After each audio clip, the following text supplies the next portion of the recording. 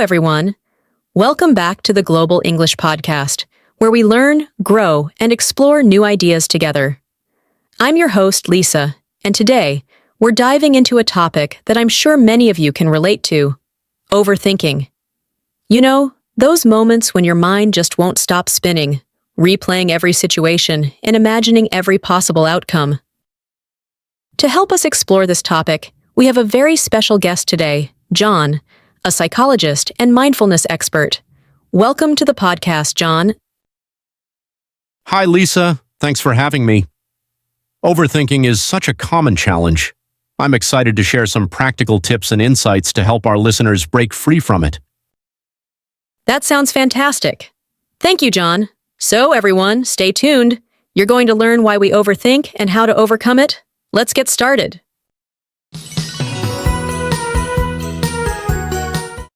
John, let's talk about the heart of the matter: overthinking.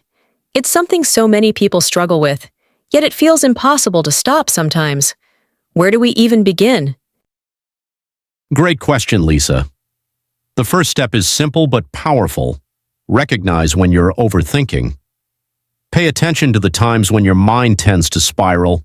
Maybe it's late at night, before a big decision, or after a tough conversation. Also notice the triggers. Is it work stress? Relationship worries? Once you identify the pattern, you're already halfway there. I can relate to that. Just knowing when it happens can make a difference. But how do we break the cycle once we notice it? One helpful strategy is to shift your focus. When you catch yourself overthinking, distract yourself with something simple and engaging. Listen to music, watch a short, uplifting video, or go for a quick walk. It's like hitting a reset button for your mind. You can also set gentle reminders during the day to check in with yourself. Ask, am I overthinking right now? It's a great way to stay aware without being hard on yourself. That's a great tip. But what about those times when the worries just won't stop, no matter what you do?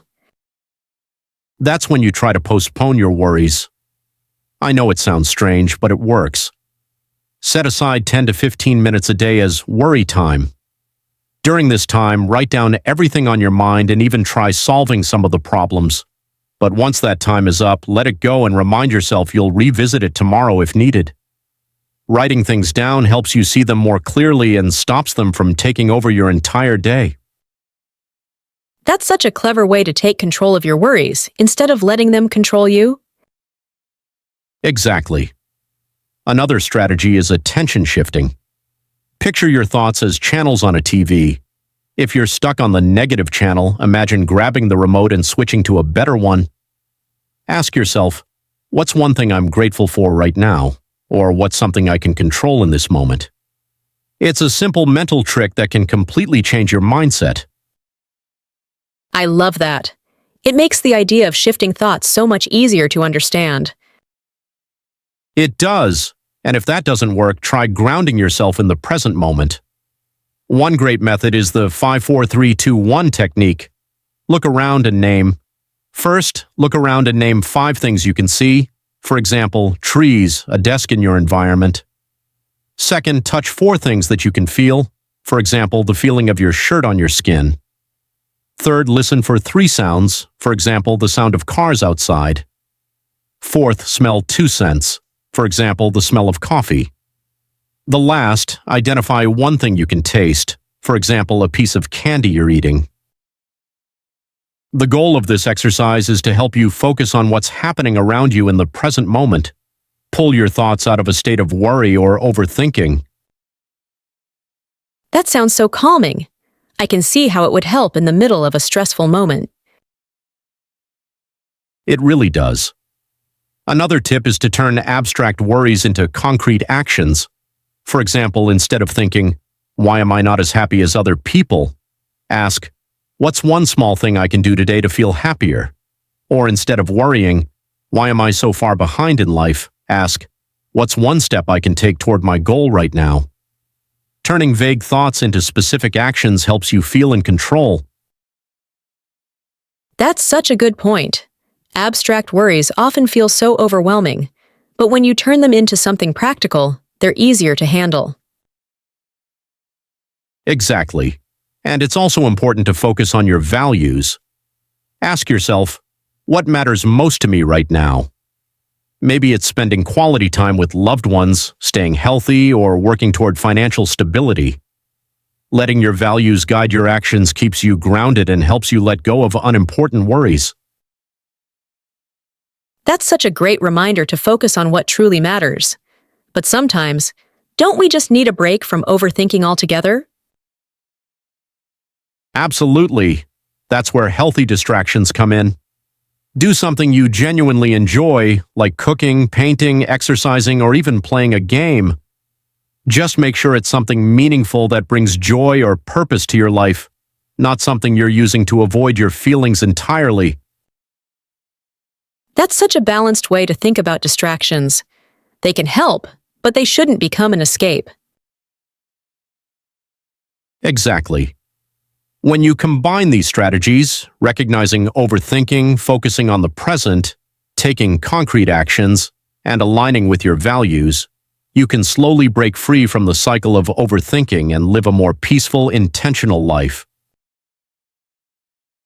That's such a hopeful and practical message, John. I can already imagine how our listeners might apply these tips to their own lives. Thank you for sharing such actionable advice.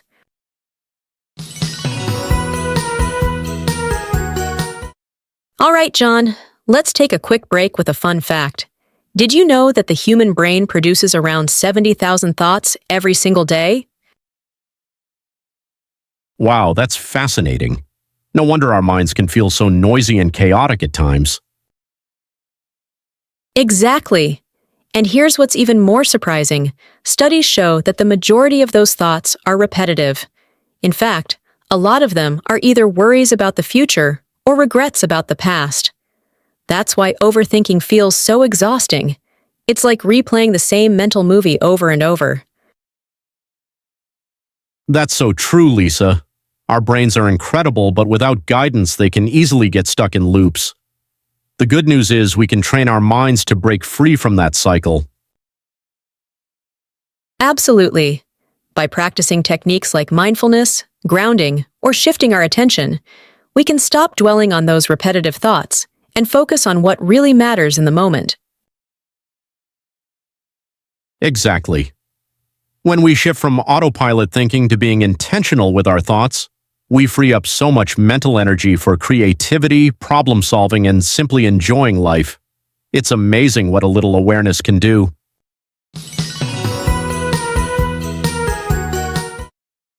John, this has been such a valuable conversation. I feel like I've learned a lot about why we overthink and how to stop it. I'm glad, Lisa. Overthinking is something we all deal with, but with the right tools and mindset, we can manage it and live more peacefully. That's such a hopeful message. To all our listeners, remember, you don't have to believe every thought you think. Take control and don't let overthinking run your life.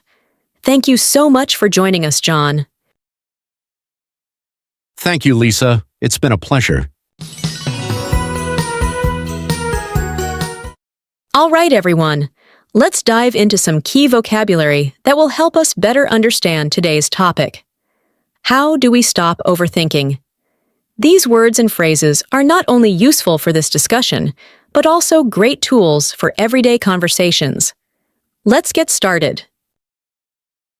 Overthinking. Meaning, thinking too much about a problem or situation, often in a way that is not helpful. Example: she spent hours overthinking what she said during the meeting, even though no one else noticed. Trigger. Meaning, something that causes an emotional or physical reaction. Example: loud noises can be a trigger for anxiety in some people. Postpone. Meaning, to delay or reschedule something for a later time. Example: you can postpone your worries by writing them down to address later. Rumination.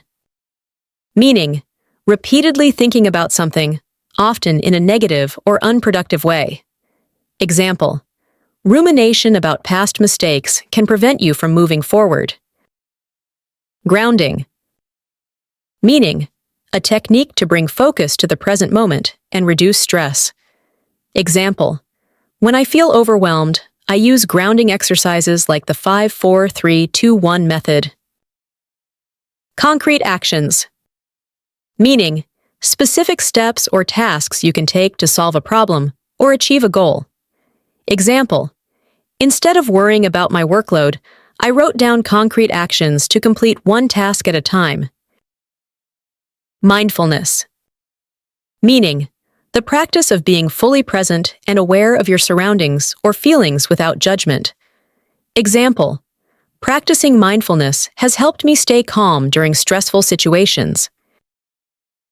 Autopilot thinking, meaning automatic or habitual thoughts that occur without conscious effort, often unhelpful. Example: I realized I was on autopilot thinking, constantly replaying the same negative thoughts. Intentional, meaning done with purpose or clear intention. Example: being intentional about your thoughts can help you focus on what truly matters. Abstract, meaning something that is not specific or concrete, often difficult to understand or act upon. Example: questions like, "Why am I not good enough?" are abstract and lead to overthinking. Repetitive, meaning happening over and over in the same way. Example: most of our thoughts are repetitive, which is why overthinking can feel so tiring. Calming, meaning something that helps you feel relaxed or at ease. Example: taking deep breaths can be very calming when you're feeling anxious. Shift, meaning to move or change focus from one thing to another. Example: when I feel stuck in negative thoughts, I shift my attention to things I'm grateful for. Thank you for listening to our episode. I hope you learned something new and helpful today. Please give us a like and subscribe for video like this, share it with your friends, and let us know what you think in the comments section below. We'll be back with more interesting discussions soon.